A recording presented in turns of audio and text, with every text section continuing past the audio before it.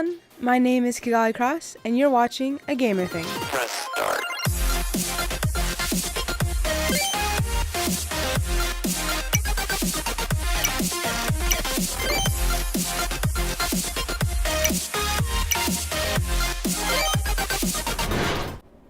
Welcome to my guide for Void Ark, the new 24-man raid in Heavensward. For information on requirements, how to unlock it, and drops, check my description below the video. The first boss you'll encounter is Cetus. Cetus starts with Hydro Cannon, a frontal cleave, and Electric Swipe, a conal AoE behind him. Cetus then belly flops onto a targeted player with Body Slam. Merely avoid the ground AoE and you won't become the water he belly flops onto. Ouch. Cetus targets a few players with Immersion, indicated by a blue sphere above your head that leaves a blue puddle underneath that will remain for a short amount of time, which needs to be avoided. Next, the boss will cast Symbiosis and summon 3 hybridous pups that target random players with a line AoE called Bite and Run. It is best if the marked player runs toward the ad to lessen the chances of other players also getting hit. However, all raid members should assist in killing these ads before the cast finishes, as it often leads to the death of the targeted player. Fortunately, they go down very easily. Cetus will then fly above and become untargetable while spawning adult hybridus. I recommend grouping these ads together to AoE damage them all at once. At the same time, Cetus marks one player with the green dive bomb icon from T5 above their head. Cetus will move towards them, dropping water bombs below, causing damage and knockback, so try to position yourself so that the boss moves along the outer edges and not through the middle of the arena. Before returning to the field, more pups will be summoned to be handled in the same fashion as previous. Cetus makes a grand re-entrance by body slamming a random player. Soon after, he casts Electric Whirl, which is a field-wide AoE in which the only safe place is directly around him. He uses this cast several times, so make sure you are always nearby and run toward him every time he performs his body slam, as Electric Whirl is sure to follow. However, be wary of other telegraphed attacks performed around him, such as Electric Swipe or Expulsion, which is a circular AoE that casts around himself. Near the end of the fight, Cetus will pull a random alliance towards the center while knocking the other 2 alliances to the outer edges of the field. The outer alliances must kill the Hydrospheres outside of the shielded center, while the center alliance destroys the Hydra core. The Hydrospheres, while alive, are tethered to the core, granting it a vulnerability down buff each, making it difficult to kill. All the trash mobs between bosses are your standard tank and spank, all except the second set of mobs, that is. Each alliance is in charge of 1 set of mobs and 1 air purifier. Most alliances mark the pads as such, and attack the ads clockwise from their marker. The pagan knots are your first priority. They will continuously spawn and need to be targeted immediately. If they are not killed in time, the knot will explode and fill the room with void taint. A bar is shown for the amount of taint currently present in the room. If the bar reaches 100, it will lead to a raid wipe. However, this taint can be periodically purified by having 1 member of each alliance stand on their marked button. It does have a cooldown, however, so it's best to control the taint. It's easiest to have a healer or ranged DPS remain on the pad for the entirety of the fight, so that it can trigger immediately when needed. Halfway through the encounter, morbos will spawn between the marked buttons and the knots. Make sure you grab the correct one, otherwise you may leave an alliance with the responsibility of running to the opposite end to get aggro, or finding themselves take on 2. The second boss is the duo Sawtooth and Irminsul.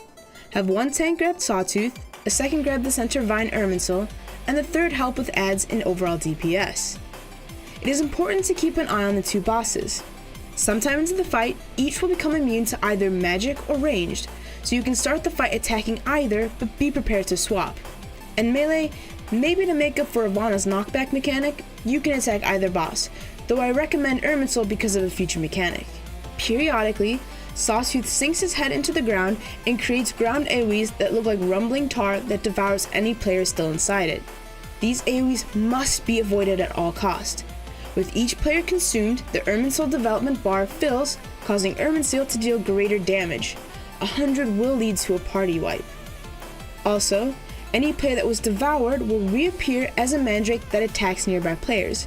If you are targeted by a mandrake, it is best to run away and avoid them, as you too can be affected and thus become a mandrake as well. Sawtooth casts Mucus Spray, which affects any players around him, as well as a few players marked with a yellow circular sphere and a yellow AoE. This is why I recommended melee to not be on Sawtooth. Any players near Sawtooth or in the yellow AoEs will become tethered to each other. Tethered players gain the debuff Seized and cannot move. This can easily be broken by having untethered players run through the yellow lines. It causes no damage or side effects, so enjoy being really bad at limbo. Next, 3 Arc heads will spawn around the arena. These adds will also increase the development gauge of Eden, so make sure you kill them quickly. The last mechanic you'll need to know is Shockwave Stomp. It is cast by Sawtooth and is easy to spot by the large red ring around Sawtooth or the blue and green barrier that appears around Irminsul.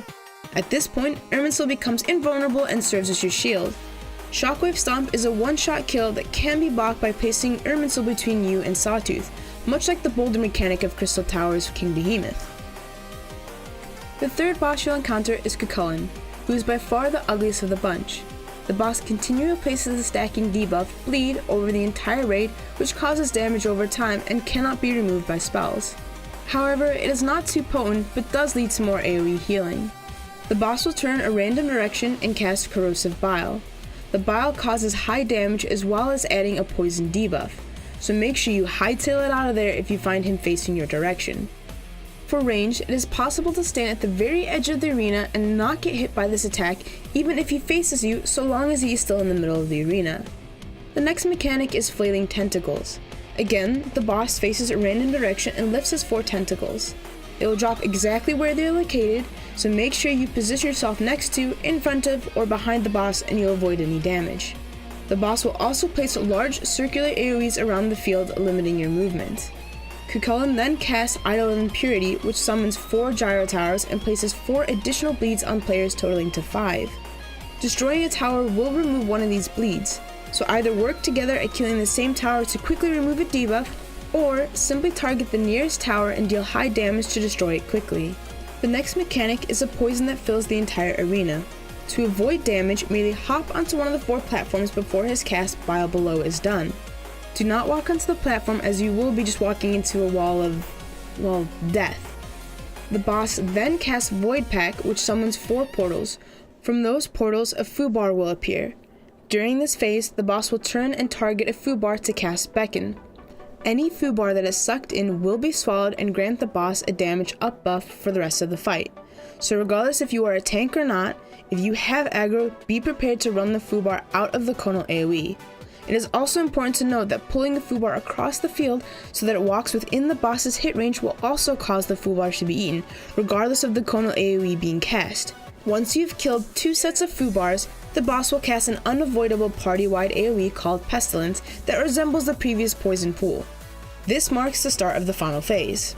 He will repeat a lot of his previous attacks, but also does Black Lung, which deals party-wide damage and adds a stacking bleed debuff. Too many stacks and the party will wipe. Think of it as a sort of softened rage. At the same time, Cuchulainn spawns 8 orange orbs around the room that must be removed by running through them. The orb will then explode and deal damage to any players nearby. If all the orbs are not removed, it will bind, pacify, silence, and deal damage to the entire alliance.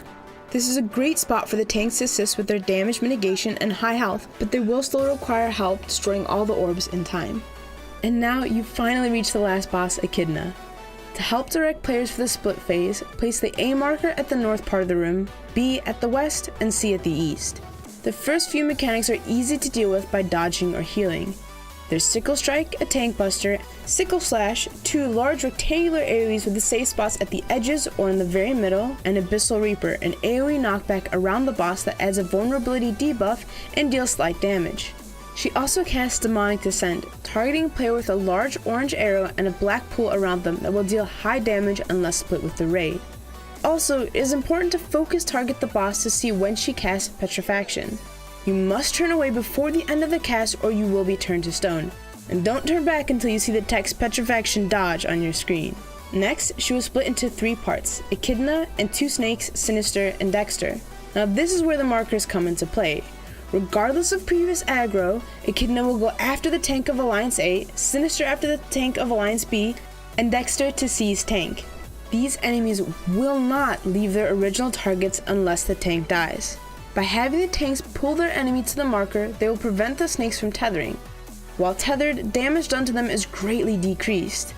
Echidna also casts Flame Wreath, a large fire AoE on the ground.